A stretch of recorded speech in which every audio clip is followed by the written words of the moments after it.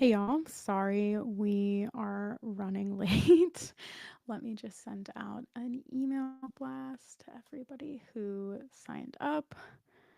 I was just having some technical difficulties. Sometimes we move and our Wi Fi gets fucked up. All right.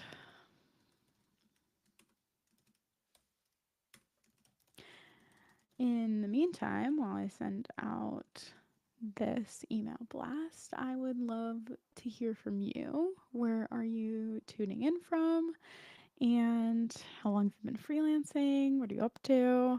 And yeah, if you already know you have some questions to share during office hours, I am happy to answer them. Just pop them in the chat. And yeah, we're rolling.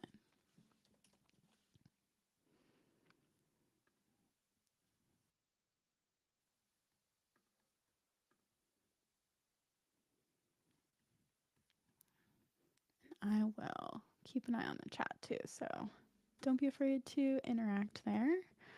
I would love to hear from you guys. Hi, Amy. Welcome. Thanks for joining.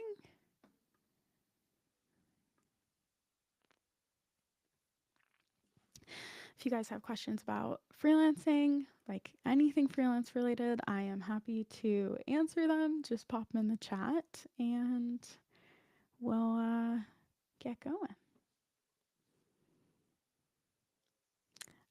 Amy, this is our free public office hours. It's different from the ones we do in Pop Club. The ones we do in Pop Club are more of like a meeting room style. Everybody can talk, everybody sees everybody's faces. It's like a group video chat. But the ones on YouTube are chat only. It's just the only format that YouTube offers. And I'm doing the majority of our free public events on YouTube now so that we can grow our YouTube channel and our community over here. Because Google Meet doesn't really have any public facing replays or anything like that. So this allows people to replay events if they missed it.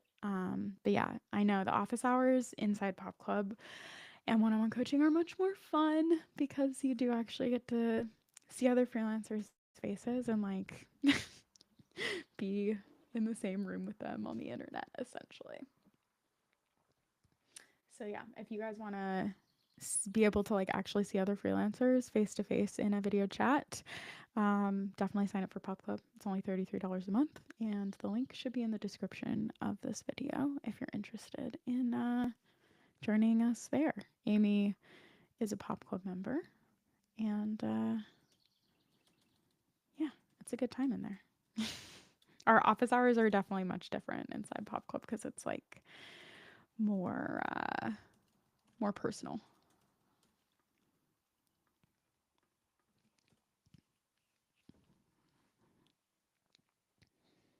But yeah, I'm just here for you guys. So if you're more of a I just want to hang out and co-work kind of person, that's cool too. But yeah, looks like we have a couple more people joining us, so hopefully that will continue. And I'll throw out an email blast real quick too while we're here. Sorry about the delay too. It was very irritating for me. I'm still kind of learning how to use YouTube and all that. So there's a work in progress. Hi, Jessica. Thanks for joining us. Yeah, I'm a real person. LinkedIn feels very detached compared to some social medias. It feels like there are some social media apps where you get a lot more video content like TikTok and Instagram and things like that, and it doesn't it feels less like a shock when you see someone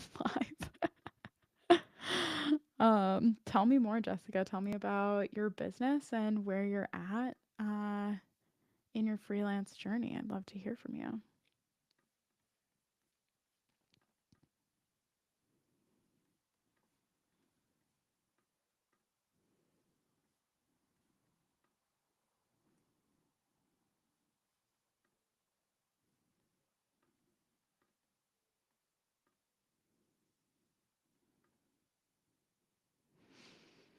All right, awesome. I just sent out one more email blast, so we'll see if anyone else joins us.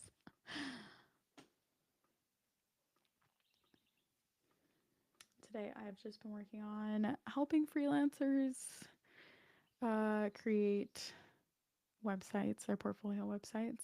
I'm actually building a course on how I make portfolio websites for people, so hopefully they can do it themselves.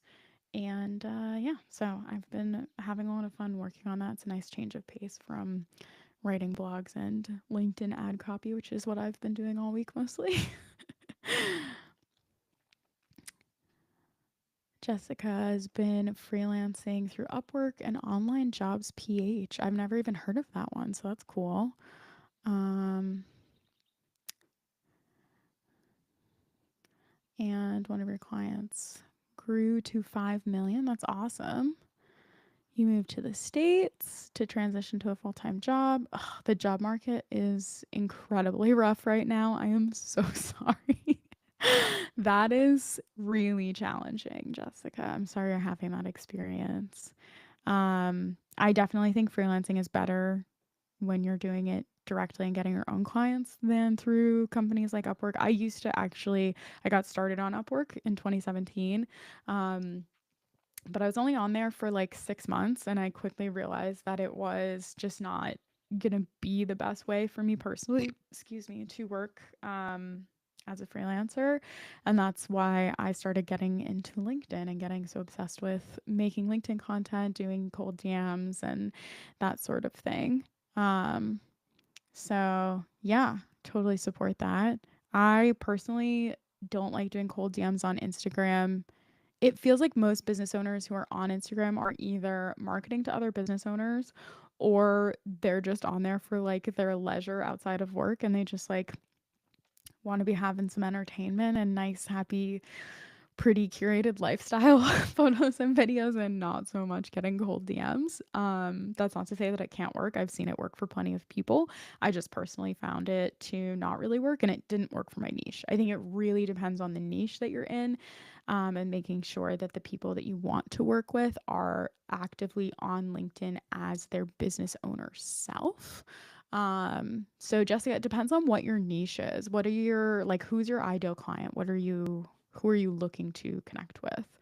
Because there are some people like there are a lot of coaches on Instagram. There are a lot of like graphic designers and photographers on Instagram. So if like those are ideal clients, that could definitely be a good possibility.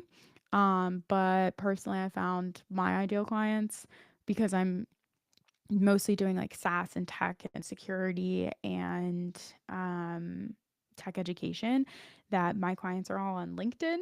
So it just made more sense for me to be marketing my business on LinkedIn. And then from the coaching standpoint, where like I kind of have two sides to my business. I have the coaching side and the digital marketing side. From the coaching side of my business, I just noticed that freelancers are much more active on LinkedIn and that they're on LinkedIn for business and they're excited to get business content and um, get clients on LinkedIn. Whereas, like, when I was marketing on Instagram to freelancers, it was just kind of they would save things for later, but then never actually like follow through with interacting with them or like clicking through. So I find that I get a lot more engagement and actual sales results from LinkedIn in that regard as well. So yeah, it just depends on who your ideal clients are, Jessica. So I'd love to hear that. Nicole, welcome. My LinkedIn strategy seems great. Thank you. That's very kind of you. Wondering if it can also be used with companies you tried to contact via email months ago with a way less structured approach. Absolutely, yes. I actually have a service. I'm not like pitching you the service. You don't need to buy it from me, but I have a service called the DFY, Get Clients on LinkedIn. DFY stands for Done For You. So I go into people's LinkedIn's and I send new connection requests on their behalf and I DM those new connection requests a letter of introduction. I ask them if they work with freelancers and then I follow up with them, letting them know the person's availability so that they can turn them into clients. I have a whole system and a tracker for it. And I share that whole system in the Get Clients guidebook. And also, you can get that Notion tracker for free. Let me pull that up for you.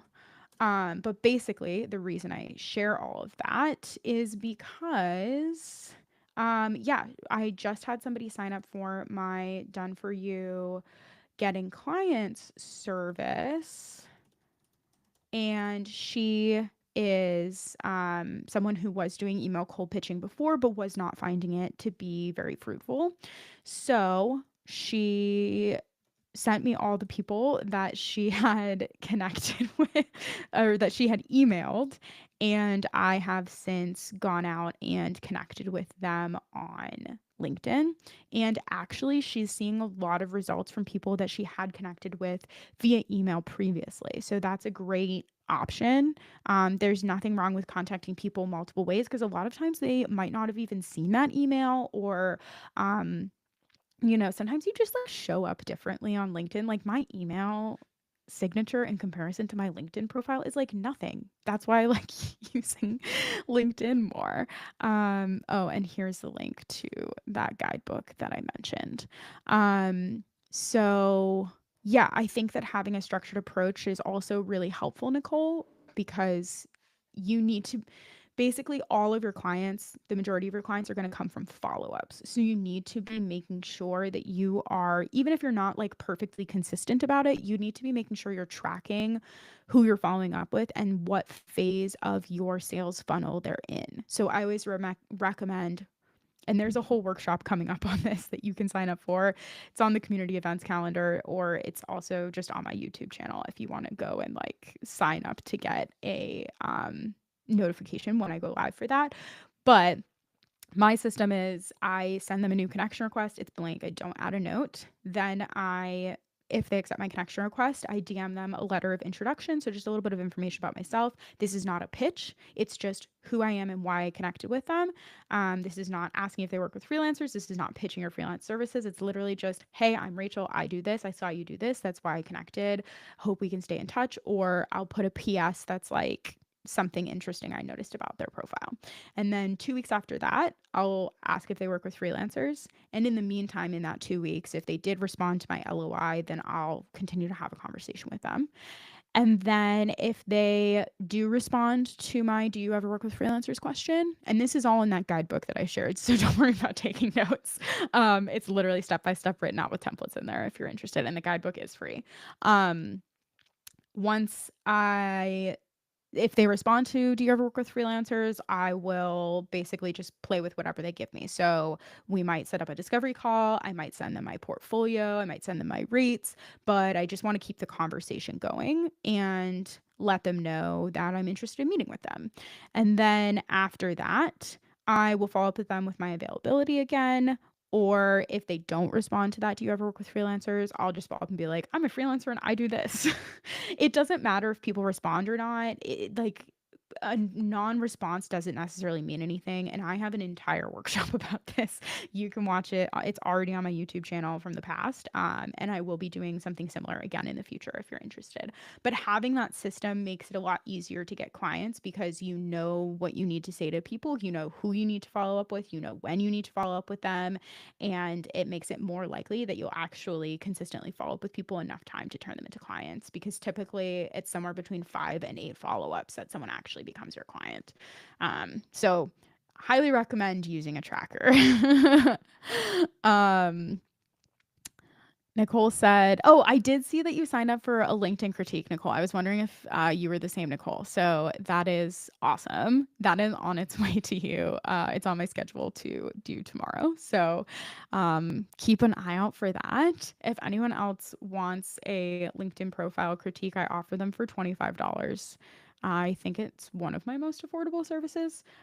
So yeah, if you need to revamp your LinkedIn, you're like, I have no idea how to make this better. Feel free to sign up for that. But yeah, like having an optimized LinkedIn profile, having a system for getting clients, and having a tracker is going to make everything feel so much better. And the best part about the tracker is you can see how many people are in each category of like what follow-up stage they're in or whatever funnel stage they're in. And when I have like a dozen people who I've sent my portfolio and my rates, or a dozen people who have done a discovery call with me, or a dozen people who are open to future pitches, basically anything over 12 in any of those categories, I feel so much more secure as a freelancer. And I pretty much know this isn't like objective, like could fail still, but usually it doesn't. I pretty much know that I will be able to get clients pretty quickly if I need them. And that feels really nice. Like that is a little security blanket of knowledge to have. Um, okay. Oh, back to Jessica. Thanks for giving me more info, Jessica. Your Jessica was asking whether or not she should do Instagram cold DMs or if she should just rely on LinkedIn for getting clients. And she said, I'm thinking of crafting Facebook ads packages for coaches since the last client I had was a coach. And you had big wins with that last client. So that makes sense. The dilemma is since I'm selling Facebook ads, it might be better to be on Instagram and Facebook. Honestly, Jessica, I agree. If you're selling Facebook specific ads, it would make sense to be on a meta platform, so Instagram or Facebook. One thing that could be very fruitful for you is giving advice in groups where coaches hang out online. So, like on Facebook groups for coaches. It's like my old business coach used to call that guerrilla marketing. It's like you're just like going in and answering people's questions. Don't like self promote, but you can say, you I wouldn't recommend saying I offer this service, blah, blah, blah, blah, blah, blah, in response to somebody's question. But if someone asked a question in a group of coaches and they were like, how would I do this to do better with my Facebook ads, whatever, whatever, you can give them advice and say, this is all from my personal experience of doing Facebook ads for coaches. And that gives you, it builds trust and it is helpful for people. And so that can always lead to clients. And then also, like you said, like cold DMs wouldn't necessarily hurt, and having a content strategy also wouldn't necessarily hurt in those scenarios. Unfortunately, with Instagram, I do feel like you have to have some kind of content strategy, or at least have like a like your top 9 grid be specific information about your services and why people can trust you, essentially. But I don't personally do Instagram anymore for marketing, so things could have changed by now. But yeah, it definitely seems like where your clients would be hanging out. Basically, you want to use whatever platform people are hanging out. I have a whole packages workbook that you can use if you want. Basically, I structure my packages in tiers. So in my rates calculator, which I can share with you, um, it will help you create 3 separate rates. So there's your baseline, which is like what you absolutely must make to make ends meet, your goal rate, which will help you put money into savings and retirement and pay off your debt, and your reach rate, which is like, this is an uncomfortable amount of money to charge. However, if I charge it, I will be in a safer position. Um, so using those 3 rates that my rates calculator spits out, that's how I create my packages. Um, and I personally use my own workbook. Maybe that sounds like an asshole thing to say. But I created the workbook for myself and it just happens to work for other people. Um, the packages workbook is inside my freelance resource library. But basically it just helps you create packages. So I will do 3 tiers. So a super short term or single package, let's say I was selling 1 blog, would be the highest rate. So I would make that $800. If somebody wanted 3 blogs instead, and this is per month usually. If somebody wanted 3 blogs instead, then I'll charge like $750 per blog for that instead. And then if somebody wanted 6 blogs, then I would charge $700. So it makes the higher quantity look more valuable because it is at a discount. And then it also usually gets people booking out longer term. So that's how I do my blog packages typically. But it depends. I have like 3 different lessons for creating packages inside the freelance resource library for this very reason, because it really depends on what you're selling, what your clients need, what you need to do to get them results, what your timeline is. So really the first thing you need to figure out is like what preliminary steps you need to take to set yourself up to create successful deliverables for your client, what kind of deliverables you want to create, what quantity you want to create them in, what your rates are, and then how you want to deliver those over time. So it could be a retainer, it could be just a multi-deliverable package that someone can resubscribe to every month. Like it really depends. But if you the packages workbook is in the resource library, and I can share the link to the resource library with you if that's interesting. The resource library does come with Pop Club and one-on-one coaching as well. If you guys are interested in that stuff, Pop Club is only $33 a month. The resource library, if you want to pay for it as like a one-time purchase, is $200. So you can get lifetime access for $200, or you can just pay $33 for Pop Club and get it that way. It's totally up to you.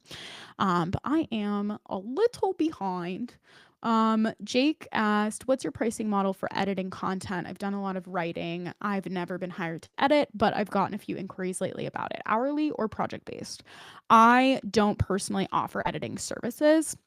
The editors that I have worked with and who are in Pop Club typically charge hourly unless they have all of the information they need up front, like a entire book draft, and they know how many rounds of edits it's going to need, and they know when the deadline is, and they know where it's going to be published, that they might charge flat rate for. But most editors I know charge hourly.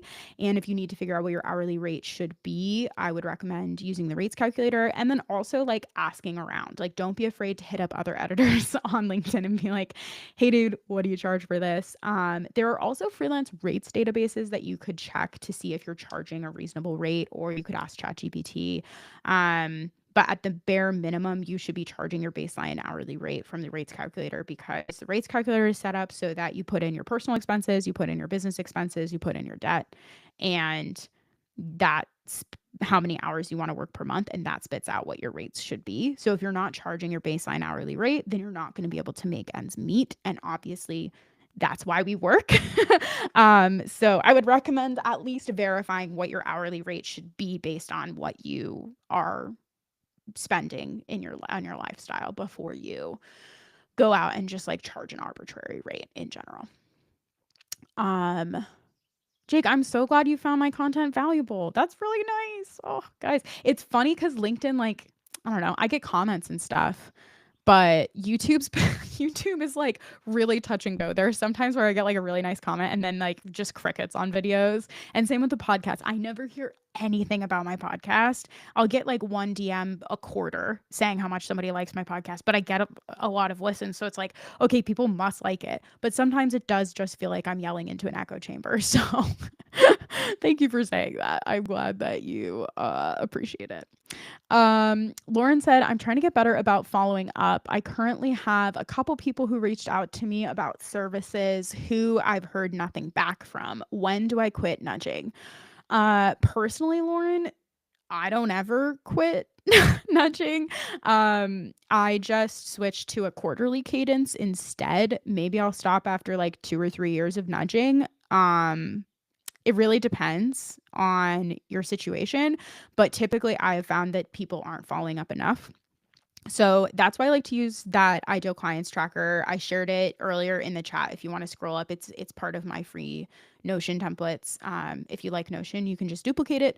If you don't, you can look at it for inspiration. It's a Kanban board, so you could remake it on like Trello or Asana if you would prefer to use one of those other tools, or ClickUp, or whenever you want. But basically, you just need a way to track who you've reached out to, how many times you've followed up with them, what you've sent them, what company they work at, like all of that kind of stuff. So I highly recommend using a tracker, first of all. Second of all, I usually say for your first message, so if it's email, obviously you're sending an email cold pitch. If it's a LinkedIn message, then you send a letter of introduction, introducing yourself, but not pitching.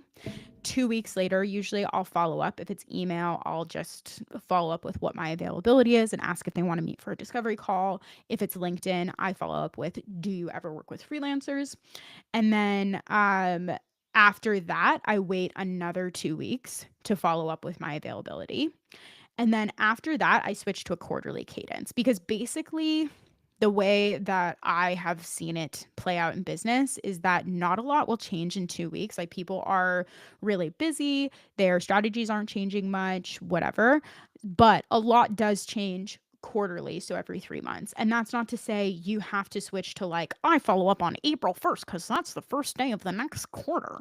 It's just 3 months from now, because that's a reasonable amount of time for something to have changed for them. Whereas if you're following up with them every 2 weeks, they're just gonna be like, this bitch is annoying and nothing is fucking changing and she clearly doesn't know how business works. So I'm just gonna ignore her. You know what I mean?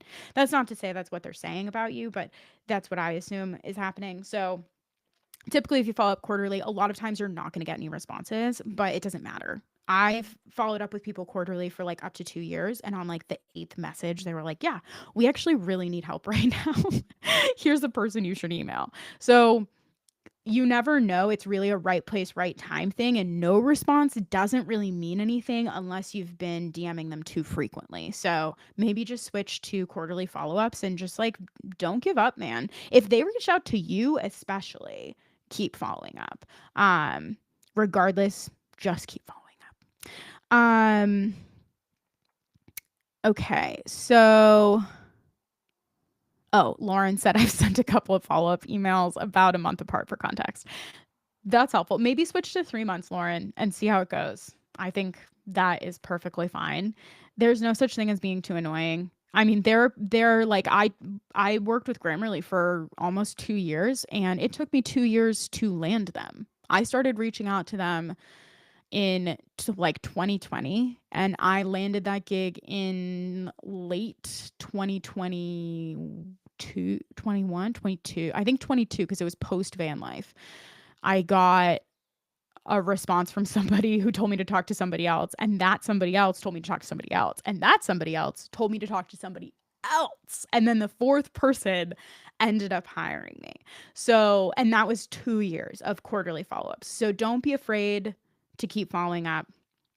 Amy said I sent someone a proposal in early March. I've been following up on it and even seen him in person. Keeps saying he's working on it. Ugh.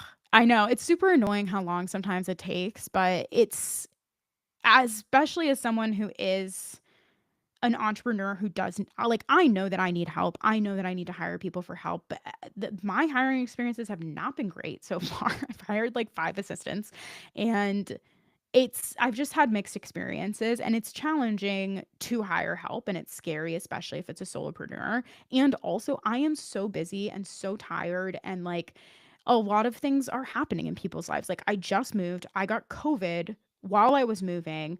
I'm still not moved out of my old apartment and I'm like working on, dealing with all this other shit. We just bought a house. Like this is a lot. Like I'm fucking tired. So I am not responding. Like I am not the best person. Like I reached out to Polly Clover, I don't know, in October, asking if I could hire her for my SEO because I know I can do the SEO strategy myself and I know I can implement it myself, but I actually just don't have time. It's not that I don't know how to do it or can't do it. I just don't have time. So I was like, oh, I'll just hire Polly to do it. She's great.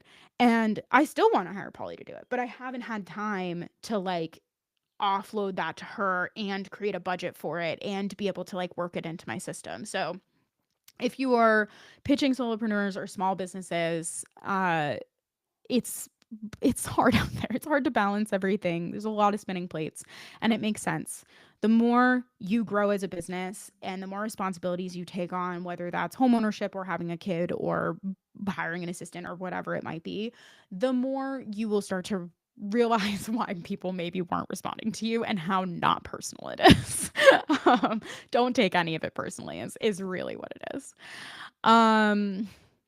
Okay, so Jake said, what happens if they don't end up delivering on 3 blogs? So, for example, someone buys a 3 blog package but drags their feet and only gives you 2 briefs that month.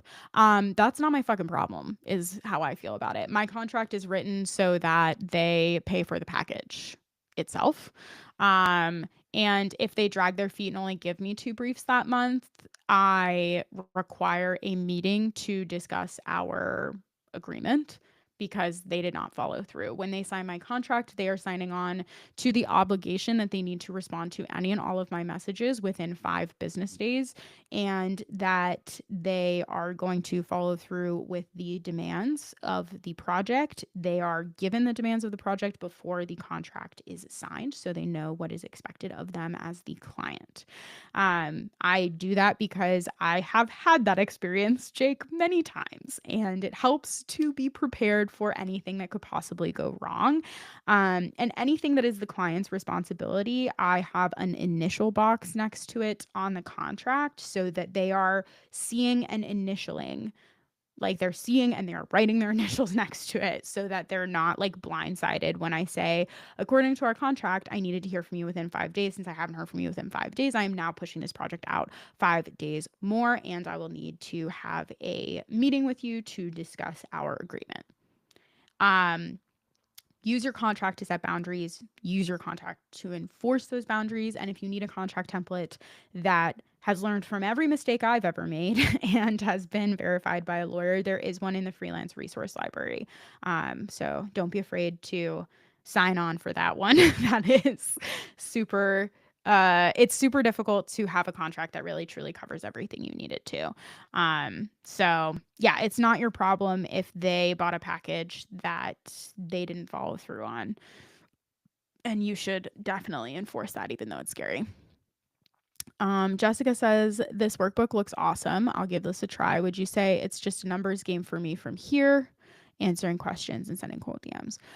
Mostly it is a numbers game, Jessica. It's about follow-ups and about having enough new connections out there, whether that's someone you connected with by answering their question in Facebook or someone on Instagram. And having enough people that you're following up with on a regular basis to get a client. I would still use the tracker if I were you, but maybe use a different system. I'm not sure if like my LinkedIn DM system is going to work for Instagram, but you could try it. And I wouldn't be afraid to put the people whose questions you answered in the Facebook groups into your tracker as well, because you could go back to that question and follow up to see if your advice worked for them. Or you could connect with them on Instagram or Facebook or something like that and DM them later. Like, obviously, don't be too creepy about it, but if you're thoughtful and you remember things, that does hold an impact for people typically. So that's definitely something to consider. Lauren, I'm so glad this is encouraging and helpful. Amy said, I got a great part-time job with a content agency. They said 2 to 4 articles per month, but it's only been 1 article so far. I'm frustrated and I feel like they're not organized. Yeah, it sounds like they're disorganized. Unfortunately, in your situation, because it's a part-time job, you signed their contract. So there's no way for you to like enforce that agreement or expectation. All you can do is really just like ask for more and be like, what is going on? But that really does suck. It does put you in a difficult position. And this is kind of why I don't like agencies. It's challenging because like they can only give you as much work as they have. Otherwise they'll put themselves out of business. And like, what's the point of you writing something that doesn't need to exist? But also on the flip side of that, they don't have enough work. Like, yeah, it's really challenging. Jake said, cool, that makes sense. My contract is super weak. Yeah. Time to update it. Yeah, no worries. If you want access to mine, Pop Club's only $33 a month. That's definitely the cheapest way to access it. It's in the freelance resource library that's included with it. You can have my whole template, and there's also a checklist of like the things that you should include if you want to take stuff out of my template or whatever. And I did create it with a lawyer. So that is there if you need it.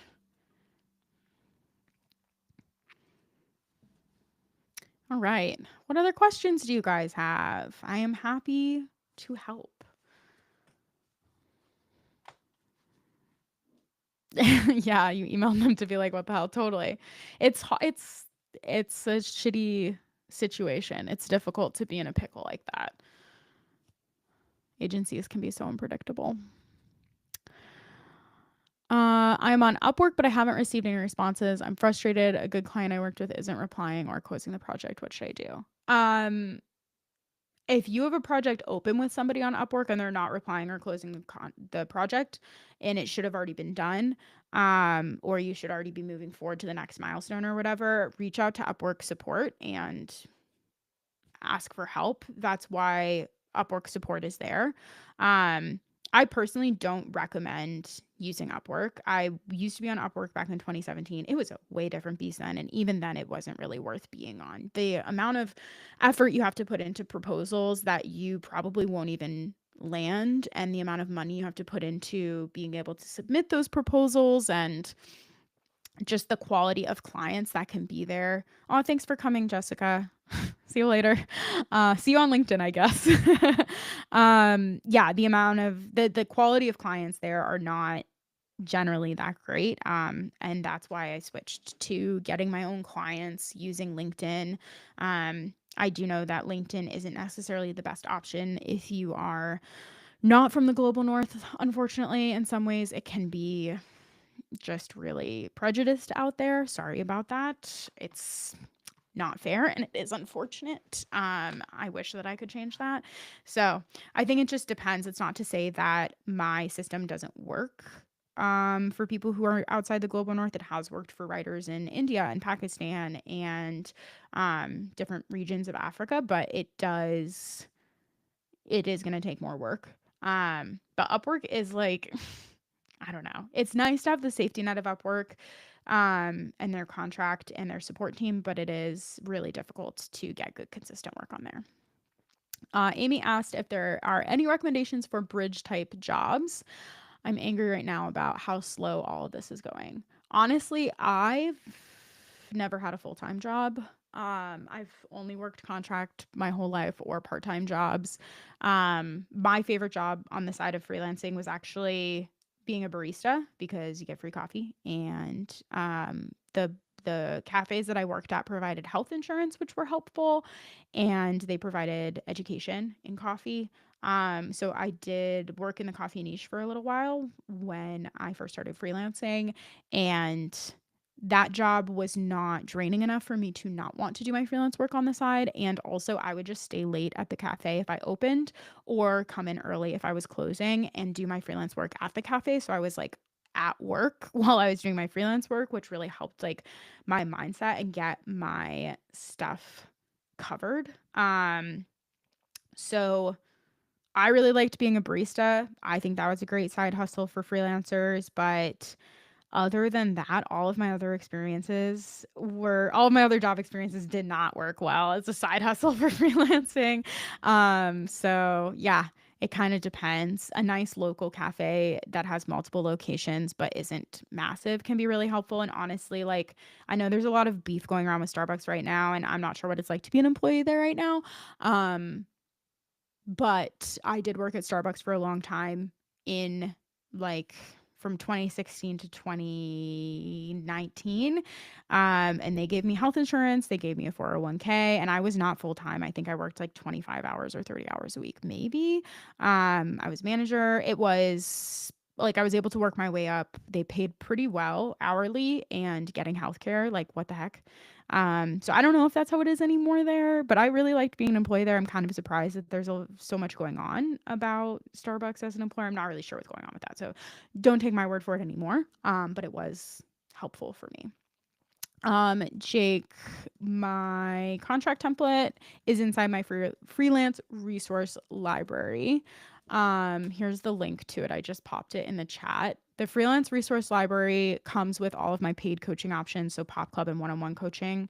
Pop Club's only $33 a month if you want that, and you can cancel anytime. And you'll get access to the resource library. Or you can buy lifetime access to the resource library for a one-time fee of $200. Otherwise, it does also come with one-on-one coaching. But yeah, those are the options. All those options are on that page that I just linked, if that is something that you're interested in. I can't sell my contract template individually because it is too much of a liability. So it's just a resource in the freelance resource library, according to my lawyer. So I've never worked on LinkedIn before, so I'll have to learn it first. It might take some time. There is a guide. I have a guide to LinkedIn, using it to get clients if you want to try it. It has information on how to, I just popped it in the chat, Zan. Has information on how to optimize your profile, how to get clients with it, my system, and everything. If you want to try it out, that's where I get most of my clients. And I also have free workshops on it on my YouTube channel, and there are some coming up that are live if you want to check them out on the community events calendar. And I'll pop that in the chat as well for you. Um, what other questions did I miss? Did I miss anything? I don't think so. Okay. Yeah. Okay, cool. Wow. It is almost 4. I do unfortunately have to wrap up at 4, even though I started late. I'm really sorry, you guys, that I had so many technical difficulties. That was like the most irritating. Every time I think I get it, Riverside is what I use for my live streaming and my podcast. And it's great 99% of the time, but they just changed their interface this time. And they just changed it right before one of my YouTube lives like a couple months ago, and the same thing happened. And I was like, they just keep moving where you put the link to connect it to your YouTube live studio. And it's been a little bit of a roller coaster, I will say. So sorry about that. Hopefully this does not happen next time. If you're interested in more free live events, the Freelance Business Setup Checklist workshop is coming up on May 21st. So that is in next week. It's like a week from now, I think. And if you're in the States, this is definitely for you. We'll just set up everything you need to do before you get clients as a freelancer in the States. I also have a bunch of other free workshops coming up on the community events calendar, which is the link right above that workshop in the chat. We've got a creative writing workshop coming up, a money date, work on your website portfolio co-working if you need some accountability for that, how to set your freelance rates, another free office hours, how to get freelance clients, LinkedIn versus email cold pitching, and much more. We've got all of our events scheduled out through the rest of the year. So if you're interested in any of those, go ahead and sign up for them so that you don't miss them. You'll get an email reminding you about the event. Or I think most of those are hosted through my YouTube. So you can, if you prefer, go through my YouTube. Please subscribe to my channel, like my videos. It would be really helpful. It helps other freelancers find this valuable resource that you guys have access to already. And if you're interested in my paid coaching options, Pop Club, one-on-one coaching, and my shop are all under this link that I will put in the chat right here. Pop Club is a membership community for freelancers. It is $33 a month. You can cancel anytime, and it comes with so much. It's a full community with forums and chats. It also comes with 4 courses, including my freelance resource library, replays of every workshop I've ever given, guest workshops, the Build Your Website course, the Get Started Freelancing course, and much more. I also offer one-on-one coaching, whether you just want an hour to go through stuff and revamp your freelance business, or I have One-on-One Express, which is a 3-month coaching program where we will meet 10 times 10 weeks in a row and have extra support for the rest of that 3 months to launch or revamp your freelance business one-on-one. And that also comes with the freelance resource library that I mentioned and a free trial of Pop Club. And if you're looking for more, I have a bunch of stuff on my shop. I have like a 1-page portfolio website template that you can use in Notion or Canva. My Get Clients on LinkedIn service, if you want someone to get clients for you on LinkedIn. My LinkedIn profile critique, the rates calculator, the freelance resource library. And I also make websites for freelancers. So if you just want a website that has your portfolio on it and more information about you that fits your personality and can be done in less than 4 weeks, I'm happy to help you with that. My initial freelance career I thought was going to be web design, but then I just liked writing more. So I only do web design mostly for other freelancers. So yeah, I'm here to help you in any of those ways. I also have a crap load of free resources if you just go to meltzerseltzer.com/free. I'll share that too. Yeah, I think that's all of my resources. And yeah, listen to my podcast, check me out on LinkedIn, all the things. I'm always here for you. Don't be afraid to ask me questions in the DMs on LinkedIn or in the comments or here on YouTube. I am around. I am not on Instagram or TikTok. So if you see anyone on Instagram or TikTok being me, they are not me. And yeah, that is all. So I will see you guys for the next live stream.